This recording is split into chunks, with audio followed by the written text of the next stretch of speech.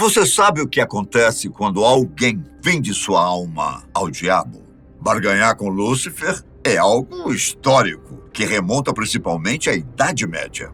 O exemplo mais clássico e conhecido é o do Doutor Fausto, um conto alemão que mistura lenda, misticismo e também a realidade, segundo alguns estudiosos alegam. Mas o primeiro registro que se tem sobre pactos vem do século VI, envolvendo Teófilo de Adana, ou São Teófilo, o penitente. Ele era arquidiácono de Adana e teria sido convidado a se candidatar a bispo. Porém, sua humildade o fez preferir continuar no cargo que já estava. As coisas mudaram quando um novo bispo chegou àquela diocese e queria destituir Teófilo de sua posição. O arquidiácono procurou um necromante para ajudá-lo. Teófilo foi ordenado a renunciar a Cristo e à Virgem Maria e assinar um contrato com seu próprio sangue. Ele o fez e logo se arrependeu. Orou para a Virgem Maria, pedindo para que ela intercedesse por ele com Deus e fez um jejum de 40 dias. No outro dia, ele amanheceu com o contrato sobre seu corpo, mas pediu a um bispo que destruísse o contrato. Teófilo, então, viveu o resto de seus dias enclausurado e em penitência dentro da igreja.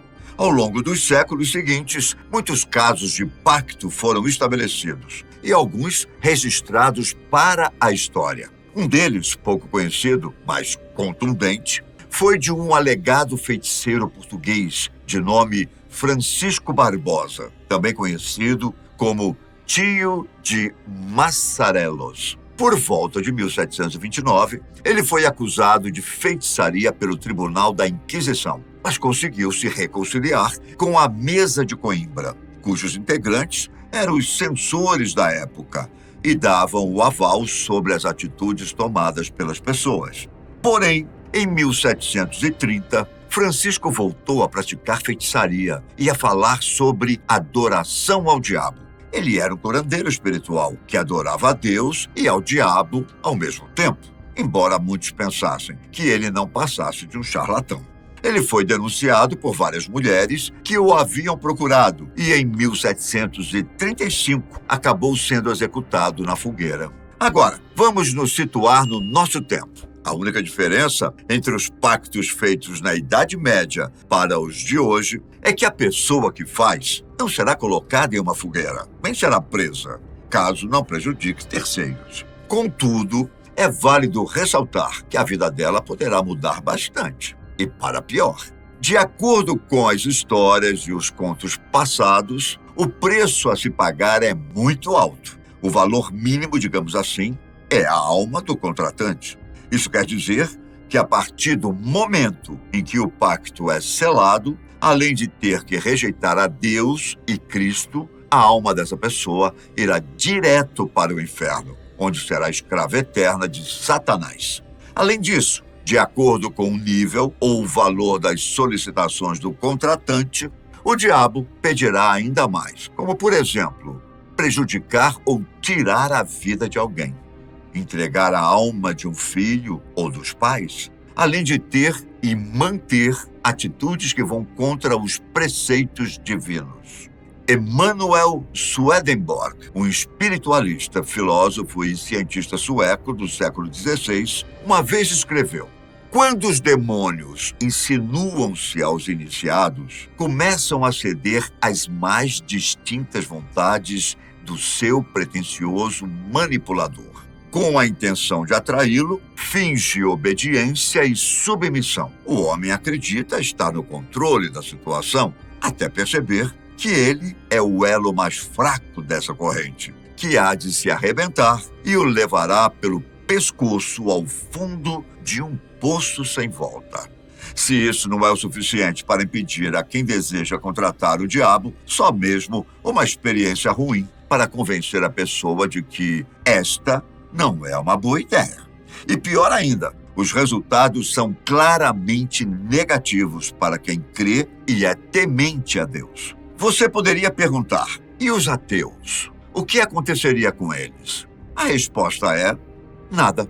Isso porque um ateu não acredita na existência de Deus e tampouco na do diabo. Portanto, não seria a decisão que um ateu tomaria para melhorar de vida. Normalmente, uma pessoa se arrisca a fazer um pacto com o diabo quando suas esperanças já estão às mínguas e ela quer desesperadamente se tornar rica ou famosa ou ainda ter a pessoa amada ao seu lado.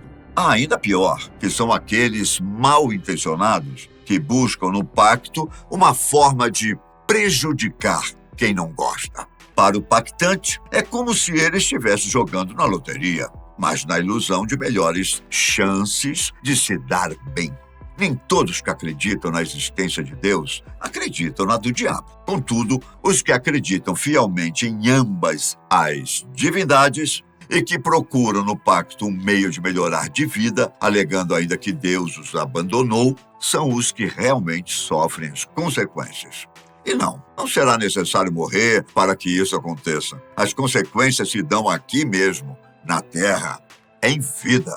Freud considerava as atitudes daqueles que recorriam ao pacto como uma espécie de neurose demoníaca, a qual descreveu em sua obra Uma Neurose Demoníaca do século XVII. Freud baseou-se na história de Christoph Heisman, que, bastante abalado por perder o pai, fez um pacto com o diabo, pedindo que fosse o substituto do seu progenitor. Durante os primeiros 9 meses, Heisman acreditou que seu pai iria retornar, o que não aconteceu e só piorou sua psique, até se tornar completamente neurótico. Muitos afirmam que nem todo mundo tem a mesma forma de pensar e de reagir diante de certas situações.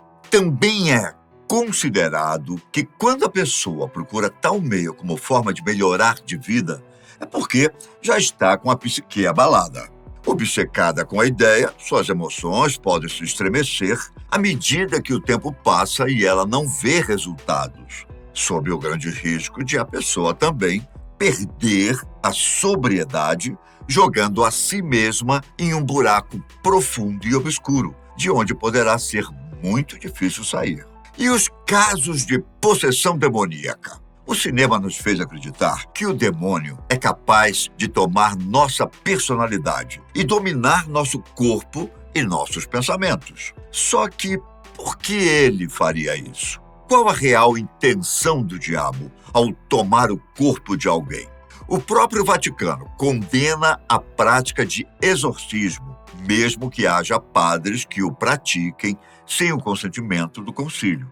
A possessão em si é um termo bastante discutido entre os estudiosos, sendo que boa parte deles a relaciona mais provavelmente a distúrbios psicológicos do que realmente a tomada de um corpo e de sua alma por uma entidade espiritual.